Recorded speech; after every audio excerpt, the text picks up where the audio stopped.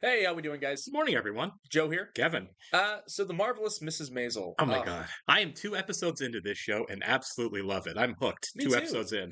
How many shows can you say that about? Honestly, I mean, this is it You really is just a perfect example of writing, direction, casting. right. All the pieces just come together. Yeah, a great television show Mhm. that everyone recognizes the importance of really nailing the pilot. And Yes. then Yeah. and then you have to always you get a lot in the pilot to sell the show, right? To really set everything up. Then you kind of step back a little bit as Yeah. you get into once it's picked up, once you're in episode 2, then you kind of step back and start character building and building the story. Yeah. And you need a good show that can nail those two things, right? I think 2 episodes is how you can tell if a show's going to be good. Yeah. Did they really grab it with the pilot, and then did they start, building the world and setting everything in motion with the characters in episode 2? The conflict. Yeah. Right, and Yeah. this did it both. This I think so. nailed both. We really got a good feel for where Midge is going and where her head's at, and really importantly in that last one, we got a great feel for the supporting characters Oh, yeah. who are so much fun, especially Tony Joel. Joel and Midge's parents. Oh. Freaking destroyed that episode. Even Joel's parents were really funny. His mom being high stress. Yeah, Kevin Pollak. I feel really bad because I don't know the actresses' names. I know. And I just know the actors. Yeah. Sorry, guys. Not sexism. I've just seen both of them in a million things. Yeah. You know. The actors are way bigger than the They certainly are. And like I said, I know the woman who plays Midge's mom was on 2.5 Men forever, but that's not a show I watched. Good call. Yeah. Right. Yeah, she But was in the that's show. right. But that's the only thing I know about either one of those two. But obviously, we've seen Kevin Pollak in a million movies, He's been in so and many Tony Shalhoub has been like the king of prestige television He lives forever on and TV. comedy. Yeah, Yeah. absolutely. And he's done his fair share of good film work as well. He has. I remember him in kind of stealing the show in Bill Murray's Quick Change. I've never seen that one. It's a lot of fun. And Tony Shalhoub, who doesn't speak a word of English in the movie, really kind of steals the show a little bit. I love him and Michael Bay's Painting Game. I know it's Oh, I haven't seen that one. it's not great, but Sure. but it's a fun movie. Well, he was in that Denzel Washington movie, The Siege, with Denzel I and Tom, love the and Tom Siege. Hanks. Yeah, Tom Hanks. Bruce Willis. Bruce Willis. That's what I meant. Yeah, The Siege is Bruce awesome. Yeah, yeah. And, Annette Bening, who I had a crush on when I was a younger man. She's lovely. Yeah, she was. When I was like in my late teens, it was weird because she was already in her like 40s. But I was like, Annette Bening is actually really That's my cute. girl. Yeah, exactly. We do want to welcome some new Patreon subscribers for the last few days, guys. So, sorry, Thomas Hansen, Samantha Hadley, Jamie Cohn, and Sam Bristow, and Hyun Jin Chairband. Sometimes I think you guys do this to me on purpose. Welcome and thanks for being here, guys. We really, really do appreciate We you. really do. And if you're watching this on YouTube for the first time, welcome to our channel. Hello. If you don't mind hitting the like button for us, leave us a comment down below, and please, please, please hit that subscribe button so you can stay up to date on the new content we have coming your way. Yeah, if you'd like to see a full reactions to this and everything else we're watching or have watched, please check out a link in the description below to our Patreon page. Yes. A lot of stuff there. Tons. Same thing? Amaretto sour. Yikes. We'll work on that. Amaretto sour, please. Man, Palmer's being awfully cool for his He girlfriend is. getting, or his Yeah. date getting hit on right in front of him. Palmer's a good guy. Yeah, bar's 10 feet away. Surprised he didn't get lost. Hey, See, he can be funny when he's Yeah. not trying to be funny. Yeah. I like when you laugh. Joel. Well, I He's think gonna get beat up. Well, I also think it's really cool they're showing like even naturally funny people writing stand up and performing it is a totally different animal. It's a different beast. It's yeah. a different skill set. So I grab his knife. Do I owe you money? Sorry. I grab his knife. Salt it. What? The stain. Salt it and pour boiling water on it till the water runs clear. Who is this? Well, I told you, ma'am, I'm a friend of Midge's. Carol, You had to think about it? Janet. Wait, do you not know who you are? You're not Oh, Susie. okay. Nope. Thought Susie bailed me out. Hey, I thought you were bailing me out. What's wrong? Your mother, that's what's wrong. I'm kind of curious at this stage of his career how famous Lenny Bruce is at this I point. know, right? Lenny, like you know him? Susie. This is Lenny, Susie. Oh, yeah, from the Gaslight, right? Yeah, I guess I precede me. Reputation. I have to appear in court. Oh, what's more fun than that? A late-in-life bris, that's more fun. Oh, hey, I'm introducing a friend's combo, the Vanguard, Friday night. You should come by. Both of you. We'll see. Cold, where's the coffee? Why is there no coffee? Her hair was streaming like she just showered. Who showers at that hour? If I got mad at you at 10 o'clock at night and I walked out that door, I would not have a place to go. I'd be standing outside the door thinking, I don't have a place to go. She walked out that door and had a place to go. Somebody really did steal my briefcase. It's in the foyer. It shouldn't be there. These two are so good. I know. I'll be standing with arms crossed. I wake up and he's just standing there staring at me. Spooky. He's never Yeah. done this. Midge, you don't skim Dr. Spock. You Stop saying his name. absorb Dr. Yeah, Spock. please. Yeah. You inhale Dr. Spock. You're mad at me that we took him in. I'm not mad at you. It's not your fault. How could it possibly be my fault? I said it wasn't. It's not. Okay.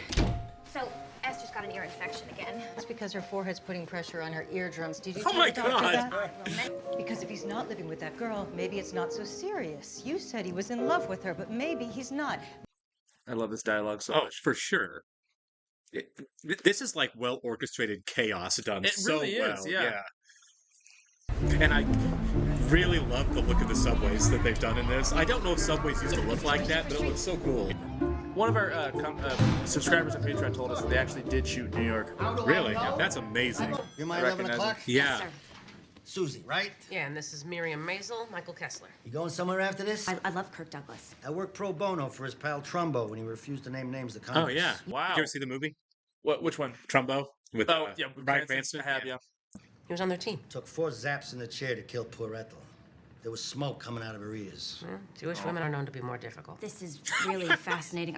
You said stuff to make a nun blush, but you didn't say it in a convent, I'm assuming. I was not in a convent. So where's the crime?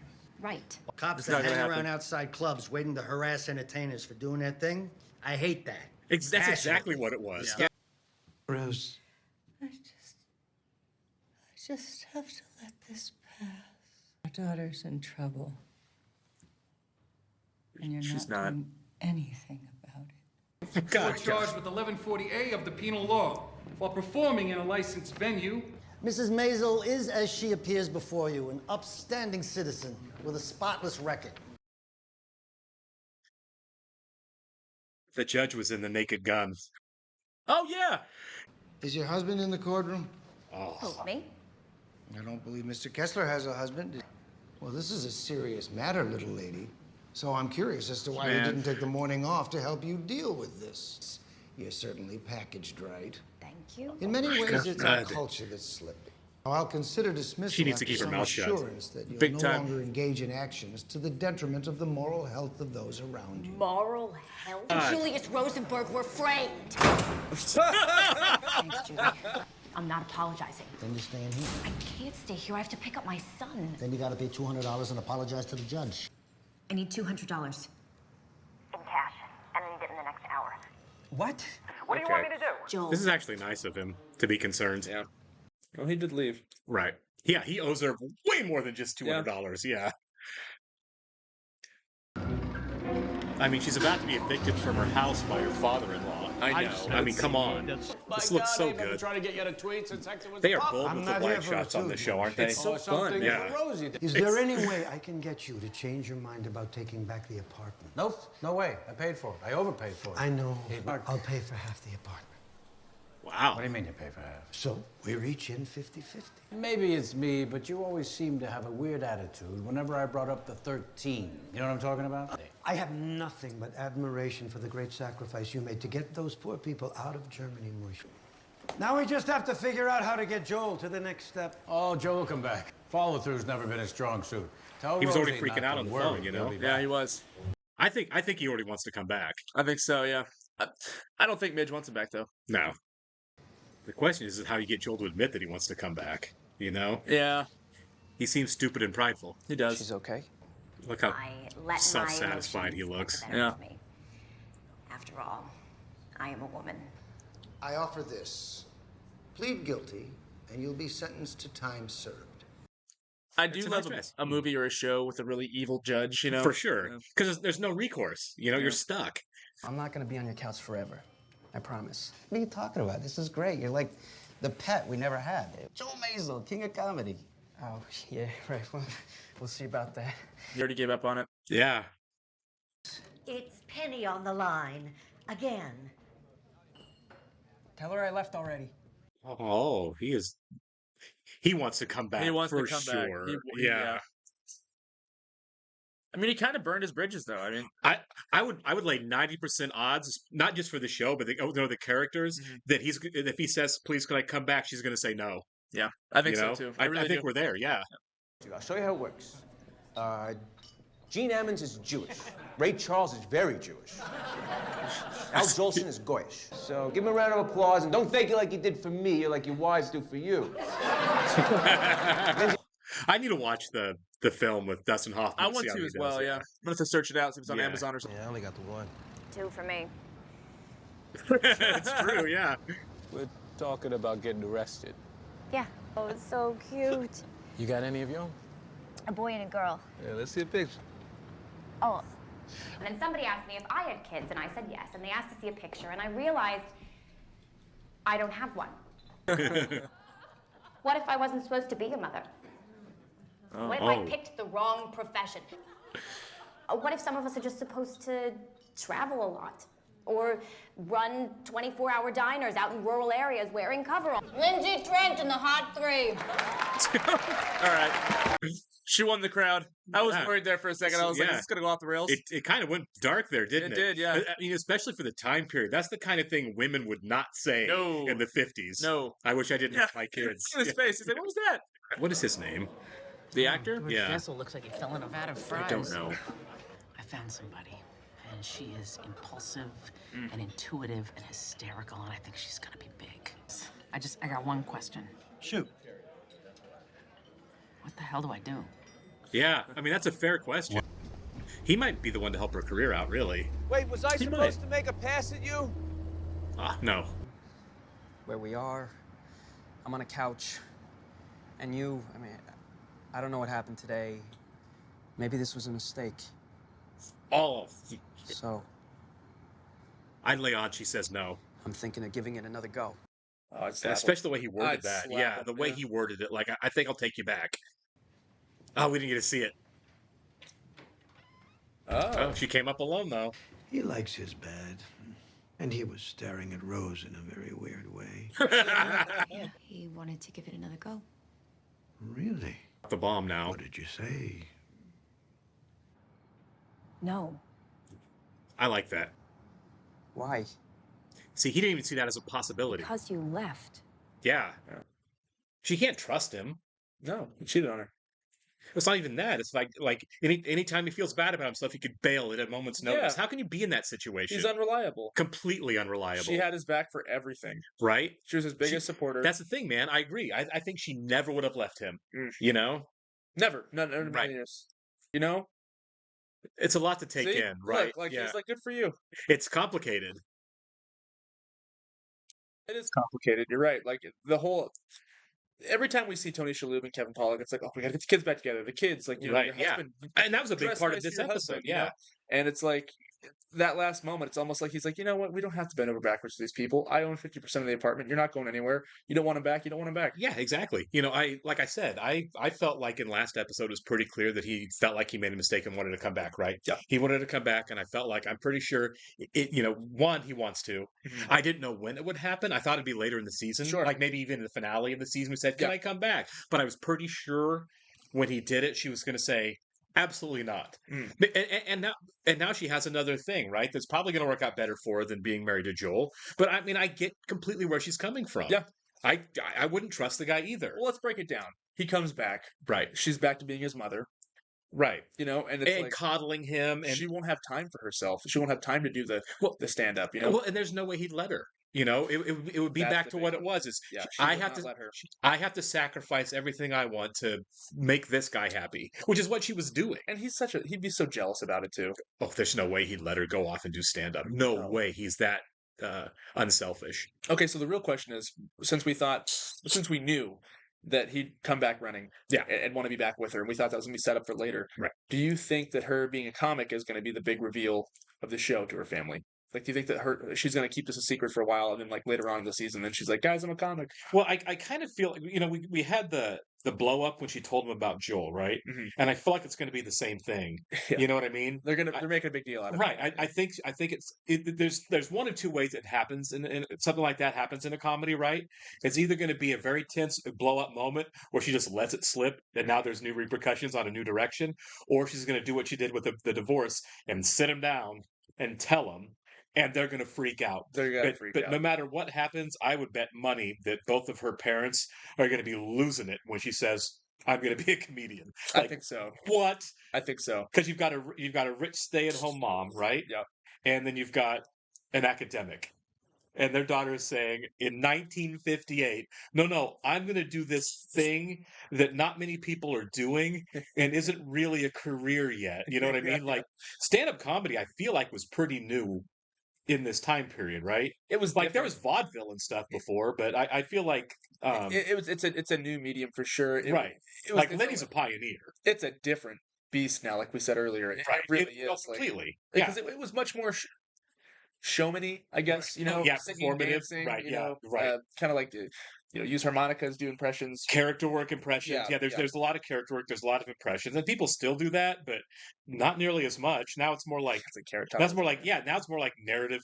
You know, you tell your story. You're telling a story. Absolutely. There's a through line and everything. Stand-up's changed completely. Yeah, but yeah, I feel like this is a time period. I mean, like even I can't remember the guy's name that. At the Friars Club, who said like female comedians are a hard sell. Yeah, the guy whose name we can't. We can't Palmer, place. David Paymer, something like that. David Palmer. I think it's David for sure. I just don't know his name. He's on all kinds of TV shows. All kinds of TV shows, all kinds of movies. It's really sad that I cannot remember. I know his in the name. '90s he always just would show up in random things. You know, he was everywhere. Was he in The Negotiator? I don't remember. I feel like he'd be a guy I that always was saw in that. The Negotiator. I only saw that once. It's like him and John Spencer. They show up in so many things. He was in Get Shorty. Yeah, Get Shorty. Okay, great. But yeah, he's been in a number of things. But I'm sorry. Let us know his name in the comments, guys, please. I completely digress. But he says a female comedian's a tough sell. Yeah. Because it's not really a thing. I mean, it's 2023 and female comedians still have a hard time convincing people that they can be comedians, right? The idea of women can't be funny is still a thing. I think today it's better. It's as hopeful as it ever has been. No, it's the best it's been. Yeah. But I mean, you still hear that. I mean, you can get on Twitter at any time and see guys saying women aren't funny. You know. Well, I like Tig Notaro. Tig Notaro's really funny. Sure. No. Yeah. I mean, there's a million examples of how that's complete BS. Yeah. But I mean, remember we were watching Hacks, and there was a little bit of that attitude of the dumb dude bro saying, sexual innuendos is always funny no matter what, even if he's not, right? And the woman has to work 10 times harder. She does just to be treated as like, oh wait, this chick's actually funny. Yeah. You know what I mean? Hacks is a nice companion piece to this. It really is. Because it just shows Hacks shows how hard it is. You know what I mean? And it's really how the sausage is made. Yeah, it is.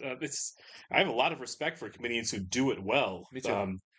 For the most part, I mean, the show is called Hacks for a reason. There are also some hacky crap comedians. It's like, I mean, you ever watch a stand-up set where people are rolling and you're like, none of this is actually funny. It's original. If you can see the punchline a mile away, how is this funny? Call me cynical. Every time I watch a stand-up show, or if I'm out watching one live, I try to sit there and not laugh.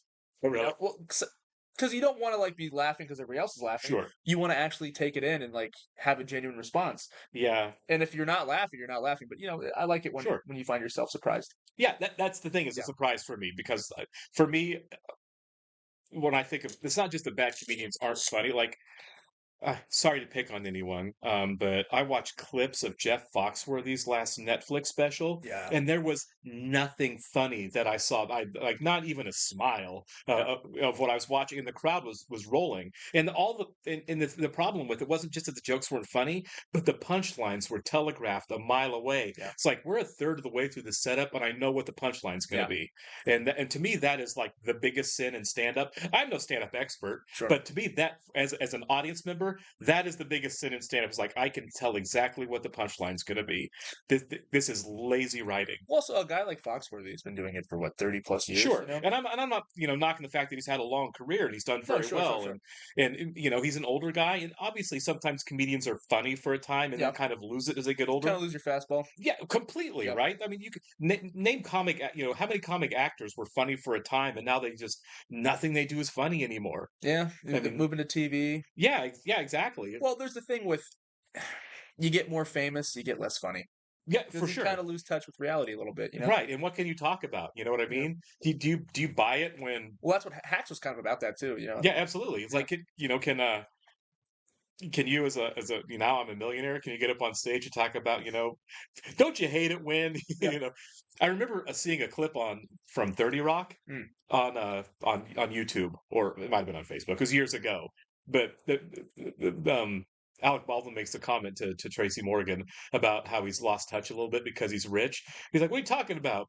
And he cut to him on stage. He's like, "Don't you hate it when you're eating your lobster like this?" It's like, oh my god, that's it. That's a comedian losing their fastball because they've lost touch with what made him funny in the first place. They're not the same person. Jamie Foxx talks about that too. He did an interview on the Rep. They did a Hollywood Reporter like actors round table, and he talks about like it's hard to be funny when you're rich and successful. He goes, "I like to keep things in my house broken a little bit, just so you have a little bit of." Right, exactly. Yeah, I ignore my kids sometimes. No, this show is utterly fantastic. I love how it's paced. The cast is all game. They all get it. They're all 100% into the style. The dialogue crackles. I mean, this is and everyone is cast perfectly. Yeah, you know what I mean. Everybody's so well cast. This is as good of a show as you can make. I feel like. Right, and if you're going to do a show about, I mean, it's a period set about struggling isn't fair. A rich but intrapersonally struggling person getting into a job that she shouldn't get into, and she's never done before. That she's never done before, and it's incredibly difficult. She's someone who's always had an easy life. That because things have gotten tough, she's decided to make it to take a much more difficult course. We should say this too, real quick. She's on the ropes, right? But she's down, but not out.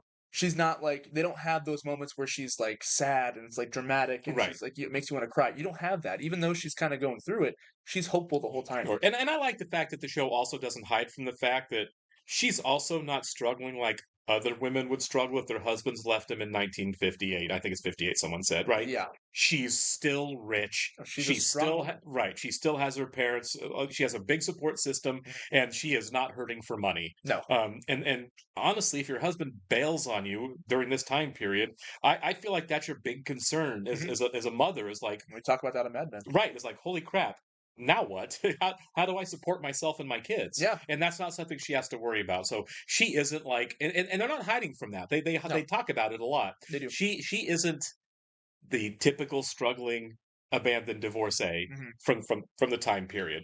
And that's interesting. Yeah. That makes it so much more interesting. A lot more could have been. A lot more nuance, right? We don't have the stereotypical like, oh, I'm going to starve to death. I better do stand up to put food on the table. That's been done to death. Not do stand up, but to what am I going to do now to survive? Yes. This isn't a show about survival. It's a show about her finding herself, really, and being her own person. And it's not all doom and gloom. Yeah, I love the show, man. This is a lot of fun. Even the scenes where I want to slap Joel are fun, and I'm really into them. Like, Joel is charismatic but punchable.